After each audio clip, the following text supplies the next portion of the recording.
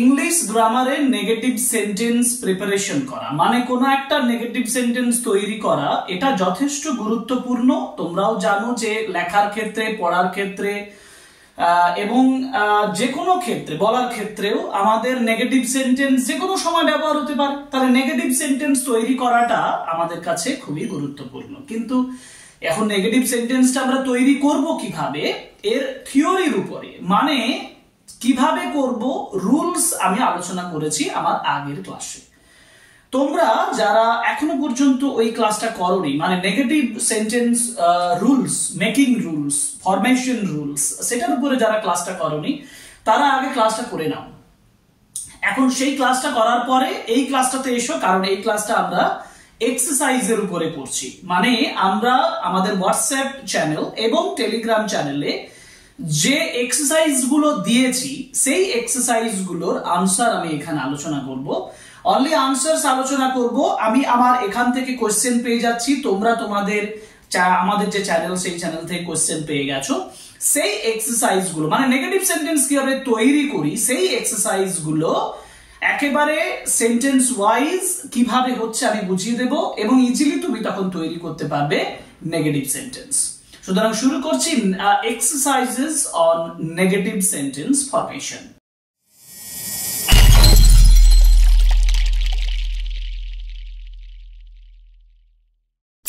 আমি যে এক্সারসাইজ গুলো দিয়েছি সেটা দুটো ভাগে ভাগ করেছি, মানে এক্সারসাইজ 1 আর এক্সারসাইজ 2। এক্সারসাইজ 1 একটু ইজি প্রসেসে আছে, এক্সারসাইজ 2টা হয়তো একটু ভাবাবে, কিন্তু সিম্পলি আছে, জটিলতার কিছু নেই। সহজভাবে বুঝতে থাকো, দেখো তুমি নিজেই নেগেটিভ সেন্টেন্স কিভাবে তৈরি করতে হয় সেটা করতে পারবে। আর রাইটিং, লেখার সময়, বলার সময়, পড়ার সময় তোমার এই নেগেটিভ সম্পর্কে একটা ধারণা তৈরি হবে। যেমন ফার্স্ট ওয়ান যেটা তোমাদেরকে দেওয়া আছে, দেখো সেটা হচ্ছে সি সিংস ভেরি ওয়েল।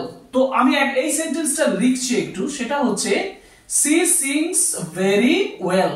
এই যে এই সেন্টেন্সটাকে যদি আমি নেগেটিভ করতে যাই, তাহলে নেগেটিভ করতে গেলে কি করব? এখন আমার এখানে কি আছে?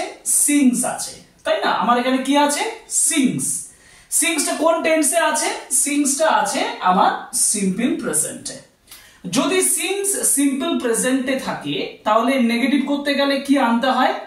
নেগেটিভ করতে গেলে আমাকে আনতে হবে ডু বা ডাজ, কারণ সিম্পল প্রেজেন্টে আছে এবং এটা একটা assertive sentence.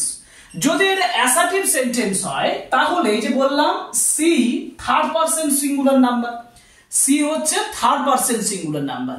Third person singular number হলে ডু বসে না, বসে ডাজ। আর নট এক্ষেত্রে একা একা বসতে পারবে না, এই যে অক্সিলিয়ারি ভার্ব ডাজটাকে লাগবে। তারপর আমি বলবো she does not, sorry she does not, তারপরে কিন্তু আর সিংস হবে না, সিং হবে। কেন হবে না? কারণ এই যে এখানে সিংসটা এস বাই এস যোগ হয়েছিল না, এটার জন্য এটা তো আমি এখানে ডাজ ব্যবহার করে দিয়েছি।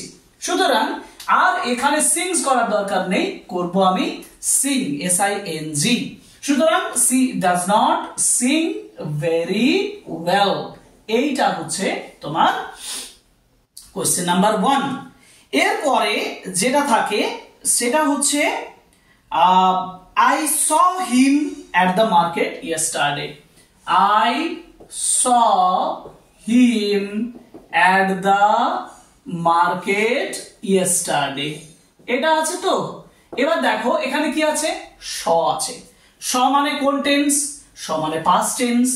যদি পাস্ট টেন্সে থাকে তাহলে পাস্ট টেন্সও নটটা আমার একা একা বসবে না। পাস্ট টেন্সও আমার নটটা বসাতে গেলে ডিড আনতে হবে, অর্থাৎ আই তখন হবে did not, I did not, কারণ যেহেতু পাস্ট টেন্সে আছে। এবার এইটা যেহেতু স কথাটা পাস্টে আছে আর আমি এখানে ডিড বসিয়ে দিয়েছি, সেহেতু আমি এবার কি করব? এটার বেস ফর্ম বা প্রেজেন্ট ফর্মটা লিখব। স এর প্রেজেন্ট ফর্ম হচ্ছে শি, মানে I did not see him at the market yesterday। এটা হচ্ছে সিম্পল পাস্টে থাকলে আমরা এরকম করব। থার্ড নাম্বার আছে they have finished, they have finished their homework. ঠিক আছে, দে হ্যাভ their homework. এই সেন্টেন্সটাতে হ্যাভ ফিনিশড আছে। যদি হ্যাভ ফিনিশড বা হ্যাড ফিনিশড থাকে বা হ্যাজ ফিনিশড থাকে, তাহলে এইখানে যে হ্যাভ আছে এটার পরেই আমাকে নট বসাতে হবে। অর্থাৎ হবে কি, they have not finished their homework. এবার দেখো, অনেকেরই মনে হতে পারে যে এই সেন্টেন্সগুলোকে আমি নেগেটিভ করছি, মিনিং তো পাল্টে যাচ্ছে। হ্যাঁ, এখন তোমাদেরকে আমি শেখাবো মিনিং পাল্টে যাওয়া অর্থেই, মানে মিনিং পাল্টে যাবে, জাস্ট নেগেটিভ কিভাবে করতে হয় সেটা। কিন্তু যখন আমরা অ্যাফার্মেটিভ টু নেগেটিভ ট্রান্সফরমেশন করব, তখন আমরা মিনিংটা না বদলে এটা নেগেটিভ করার চেষ্টা করব। সেটা আমরা পরে গ্র্যাজুয়ালি ক্লাস করতে করতে আসবে। তোমরা আমাদের ক্লাসগুলো করো, তাহলে পাবে এক সময়। এবার এই 3 ধরনের সেন্টেন্স হলো, 4 ধরনের সেন্টেন্স আছে। মানে কোশ্চেন নাম্বার 4 এ the boy was playing football in the rain. দেখো কি আছে, the boy was playing football, the boy was playing football in the rain. এখানে আছে বি ভার্ব প্লাস ভার্বের সঙ্গে আইএনজি, মানে পাস্ট কন্টিনিউয়াস টেন্সে আছে। এই ক্ষেত্রে কি হবে, এক্ষেত্রে হবে দ্য বয় ওয়াজ, তারপরে নট বসাবো, the boy was not playing football in the rain. পরের কোশ্চেন যাও, পরের কোশ্চেন আছে you must follow the rules. আচ্ছা, যদি মাস্ট থাকে, এই যে you must follow the rules, যদি মাস্ট কথাটা থাকে, মাস্ট কি একটা auxiliary, modal auxiliary verb. Modal auxiliary verb যদি মাস্ট থাকে, তাহলে নটটা আমরা মোডাল অক্সিলারি ভার্বের পরেই বসাবো। মানে উত্তর হবে you must not follow the rules, you must not follow the rules. ঠিক আছে, তারপরে we shall go to Kolkata. Modal auxiliary verb যদি থাকে, তাহলে মোডাল অক্সিলারি ভার্বের পরেই নটটা বসবে। যেমন পরের সেন্টেন্সে we shall go to Kolkata next week, মানে শ্যাল আছে, শ্যালটার পরে নটটা বসাবো, we shall not go to Kolkata next week. He likes to read adventure stories, উত্তর হবে লাইকস আছে, তুমি এখানে ডাজ, হিটা থার্ড পারসন সিঙ্গুলার নাম্বার, তাহলে he does not like, he does not like to read adventure stories. The students were attentive in the class, the students were not attentive in the class. She can solve the problem easily, can আছে moral auxiliary verb, cannot, she cannot solve the problem easily.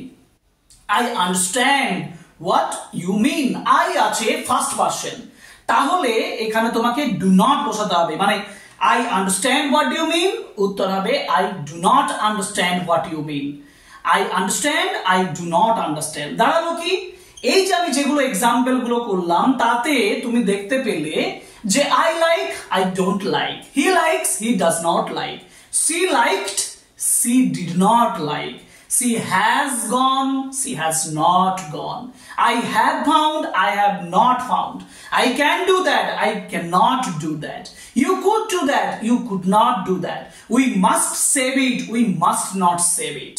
বুঝতে পেরেছো? পরের এক্সারসাইজে যাই, exercise 2। দেখো এবার exercise 2 তে first question বলা আছে she always tells the truth, she always tells the truth। তো আমার কি আছে, she always tells the truth। মূল নেগেটিভের জায়গা কোনটা, এই যে tells, এই tells থাকা মানে তুমি বসাও she does not, কিন্তু কি আছে, অলওয়েজ কথাটা আছে। দেখো ভালো করে, she always tells the truth। তাহলে এবার আমার প্রশ্ন হচ্ছে অলওয়েজটা বসাবো কোথায়? অলওয়েজটা বসাবো এই ডাজ নটটা বসানোর পরে।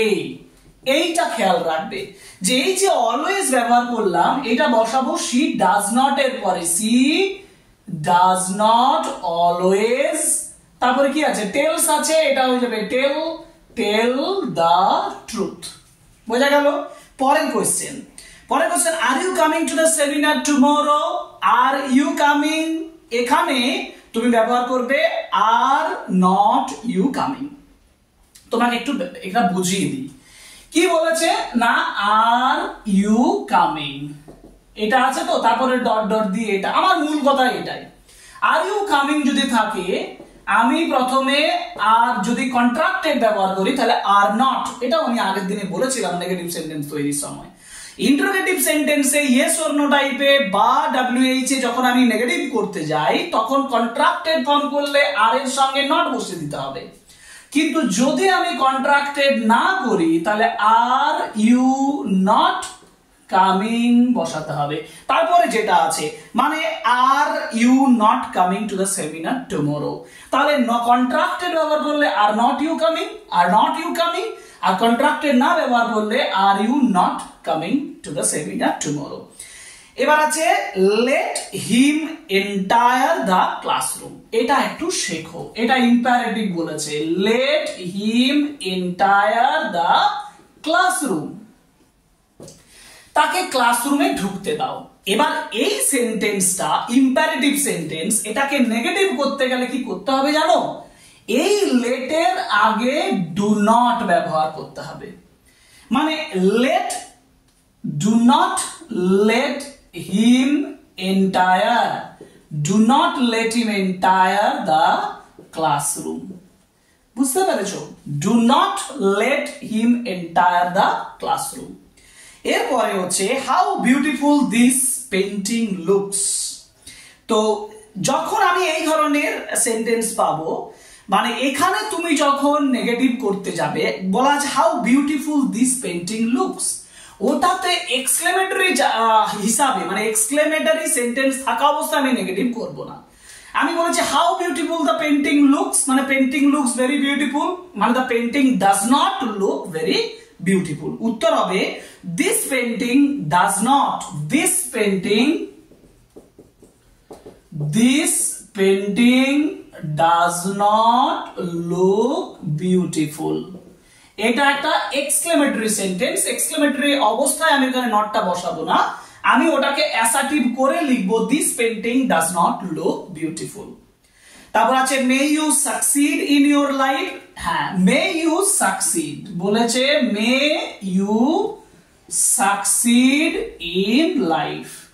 এইখানে নটটা কোথায় বসাবো, নটটা বসাবো এইখানটায়, may you not succeed, may you not succeed in life, এইভাবে বসাবো। He believes everything he hears, মানে হি বিলিভস থাকলে he does not believe, he does not believe everything he hears, they were talking about you, they were not talking about you. Do your homework carefully, do not do your homework carefully.